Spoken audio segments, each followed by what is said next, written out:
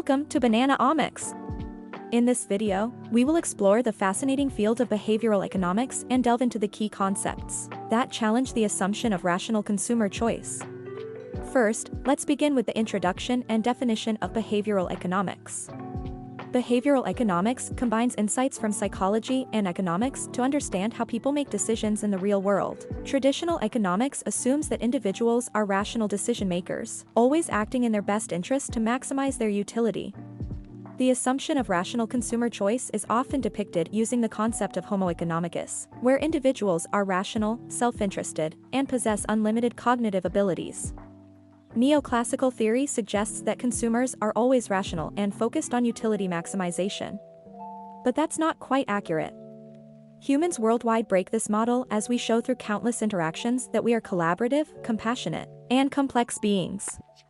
Economic theory would never be able to demonstrate that consumers may choose to pay a higher price for a good that is made ethically. Extensive research has revealed limitations in the assumptions behind rational consumer choice. Let's explore some of these limitations. The limitations of rational consumer choice are cognitive biases, bounded rationality, imperfect information, bounded self-control, bounded selfishness. Let's talk about some of these concepts, starting with the different types of cognitive biases. 1. Rule of thumb bias. These mental shortcuts help us make quick decisions but can lead to errors. We tend to rely on past experiences or stereotypes rather than thoroughly analyzing new information. While these rules may be common and easy to remember, that doesn't mean that they are the most optimal course of action.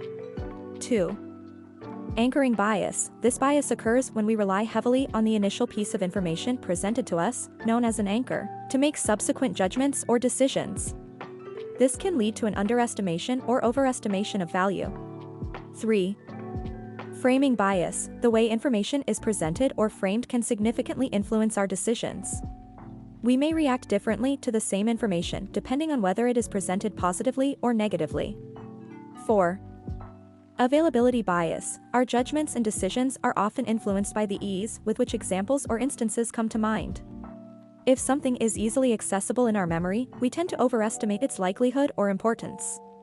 Take a moment and pause the video to read through some of these examples and brainstorm some real-life examples in your own life. Another important concept in behavioral economics is bounded rationality. Unlike the assumption of unlimited cognitive abilities, bounded rationality recognizes that individuals have limited time, attention, and processing power to make decisions.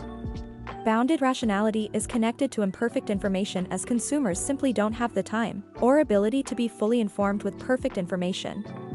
This means that our decision-making is often imperfect and influenced by shortcuts, simplifications, and reliance on incomplete information. Bounded self-control refers to our limited ability to resist temptation and make decisions that align with our long-term goals. We often succumb to immediate gratification, even when it may not be in our best interest in the long run. Bounded selfishness acknowledges that individuals are not always purely self-interested. While traditional economics assumes that individuals always act to maximize their own utility, behavioral economics recognizes that people may have a sense of fairness, empathy, and concern for others. Now let's go a step further and look at how behavioral economics is used in the real world. Behavioral economic theories are used to influence and guide choices every day in our world through choice architecture. 3 common strategies within choice architecture are default choice, restricted choice, and mandated choice. Default choice refers to the option that is automatically chosen for individuals if they do not actively make a choice. It takes advantage of the status quo bias, where people tend to stick with the default option. For example, organ donation rates can be significantly increased by making organ donation the default option, unless individuals actively opt out. Restricted choice involves limiting the available options to guide decision-making. By narrowing the choices, individuals are more likely to select the preferred option. An example of restricted choice is seen in retirement savings plans, where employees are presented with a set of pre-selected investment options. Now, let's discuss mandated choice. Mandated choice refers to a strategy where individuals are required by law or policy to make a decision within a specified range of options. The purpose of mandated choice is to ensure individuals actively consider and make decisions that align with certain goals or values. An example of mandated choice is the requirement for employees to choose between different healthcare plans offered by their employer. By mandating this choice, individuals are encouraged to actively evaluate their healthcare needs and select a plan that best suits them. It encourages individuals to take an active role in decision-making processes that may have long-term consequences. One of the most influential concepts in behavioral economics is nudge theory. Nudges are subtle changes in the presentation or framing of choices that can significantly impact decision-making, without removing freedom of choice. Nudges can be used to encourage positive behaviors such as healthier eating habits or increased savings. For instance, placing healthier food options at eye level in cafeterias or using visual cues like footsteps to guide individuals towards staircases, instead of elevators.